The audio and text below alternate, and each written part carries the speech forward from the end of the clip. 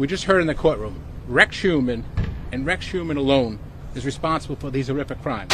So I just wanted background noise while folding laundry, and then suddenly I find myself knee-deep in Tumblr cannibal art and a daughter confronting her serial killer dad.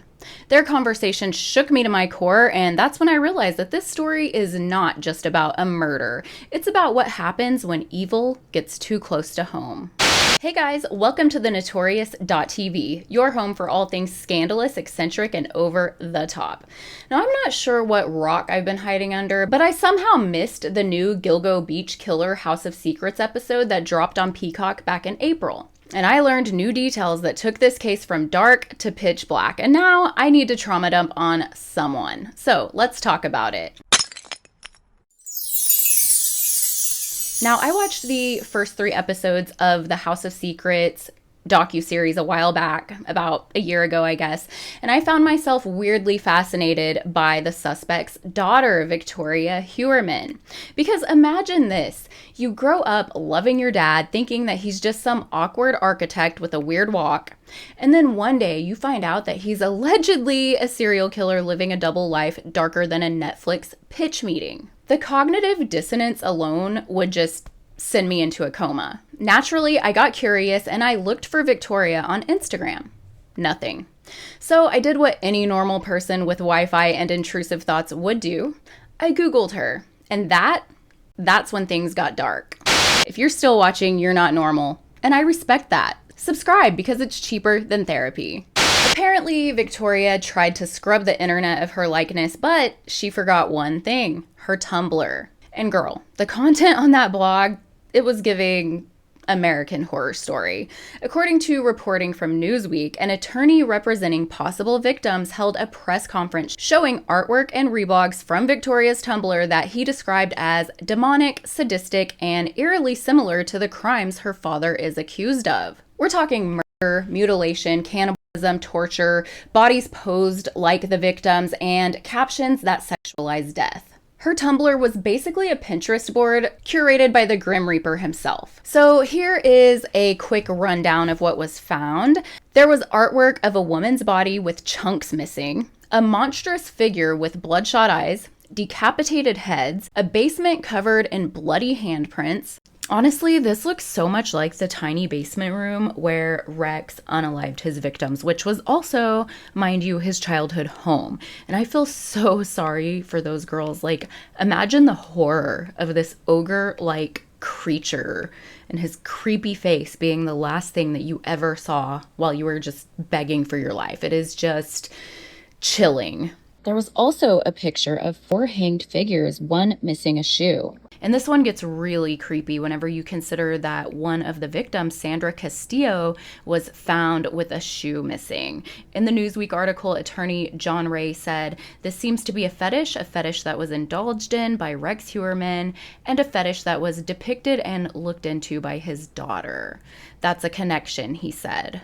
There was also a picture of a bound woman being mutilated, a mass grave of skeletons, posts sexualizing murder, and tools like bone saws labeled as sex toys. And if you weren't disturbed to max capacity already, this detail should send you right over the edge. According to Newsweek, one of the images contained a person being tortured with their throat cut open. And Victoria reposted the image with the text, "Is this about death or sex? What do you mean, or?" As well as, "Bro has never stood at the crossroads where death and sex meet and realized that they're 2 sides of the same coin." Like, what the actual fuck? And this one really freaks me out. It's of a woman impaled in a marsh, which is similar to how Shannon Gilbert's body was found. She's not somebody who Rex has confessed to killing. However, her remains were found near Gilgo Beach. Now, in the final episode of the Gilgo Beach Killer House of Secrets that was dropped on Peacock back in April, Victoria finally sat face to face with her father, and he admitted to killing 8 women. And Victoria talks about asking her father if he saw his victims as somebody's daughter. Fair question.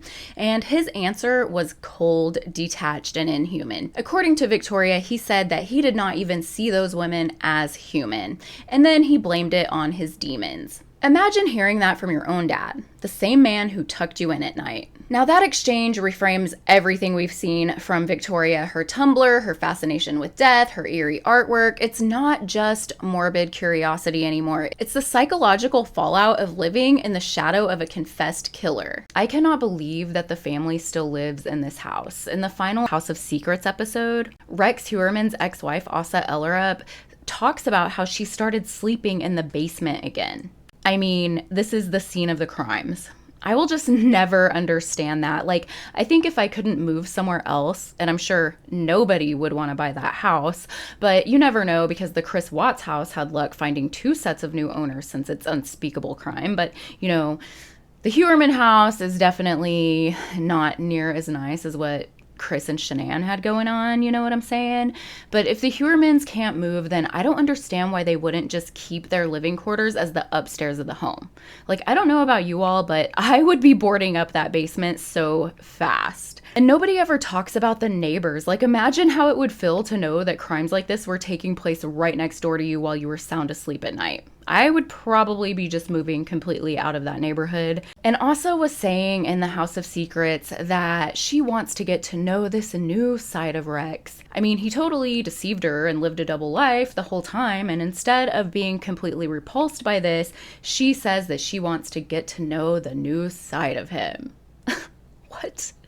They are divorced now, but she just does not seem to be detaching. She's visited him in prison multiple times and she frequently talks to him on the phone, but she said she wasn't going to attend his sentencing because she wanted that day to be focused on the victims. Well, how considerate. Also of note is that back in April, the son of Rex Heuermann's victim, Valerie Mack, filed a wrongful death lawsuit against the Heuermanns, alleging that the family profited from the Peacock documentary and showed disregard for victims. And of course, the Heuermanns' attorney strongly denies these claims. It was just announced that Victoria Heuermann and Asa Ellerup are seeking to dismiss the lawsuit. In its reporting, Newsweek interviewed forensic psychologist Dr. Gary Brassato, who offered a few theories about Victoria's Tumblr. He said it could be due to normalization, which would stem from obviously growing up around violence without realizing it. Also, Stockholm syndrome, where psychological bonding happens with an abuser, and also group offending, because about 20% of serial killers operate with accomplices. So it seems to be suggesting that maybe Victoria helped her father with these atrocious crimes. And in an attempt to illustrate this concept of a father-daughter serial killer duo, Brassato pointed to similar cases to Rex Heuermann, including the case of David Parker Ray. He was known as the Toy Box Killer, and he's accused of torturing and killing around 50 women in his basement. And apparently women were sometimes brought over by Parker Ray's daughter, which is just so unsettling. And here's the kicker. Hairs belonging to Victoria were found on at least 2 victims, though prosecutors believe that this was trace transfer, not involvement, which makes sense because, you know, he had brought the victims to their house and the whole family's hairs were probably all over that basement. But then again, what if Rex held victims in the basement until the family returned? What if the timeline isn't as clean as investigators think? I'm not saying that Victoria was involved, but I'm just saying that the questions are quite unsettling. What I do think is this.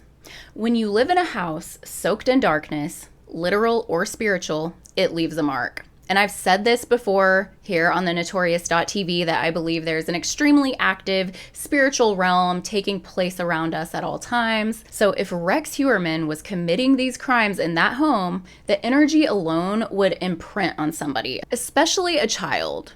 Victoria's Tumblr reads less like a confession and more like a subconscious scream. Rex Heuermann was sentenced to life in prison on June 17th, and he actually broke his silence and made some quick remarks before the judge punked him and the courtroom erupted in applause, and he was hauled off to prison where he will spend the rest of his miserable life behind bars, as he should. There are no words I can say. I am responsible for what was said in this room today. The words I would say have no meaning. And I'm going to leave it there at this time. Speak up.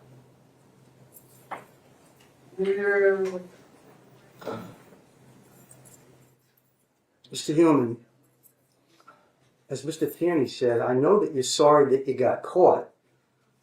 I assume that you're sorry for what you've done to your wife and children. Are you a little bit sorry for what you did to these poor innocent women? 8 women that you strangled to death? At least 8 that we know of? Are you at least a little bit sorry for that? Yes? Yes, I am. But you're a disgusting and despicable small man, if you're a man at all. And you're a coward. Anything else, gentlemen? Nothing from the people I Mr. wrote. Brown? Nothing further. All right, get him out of here.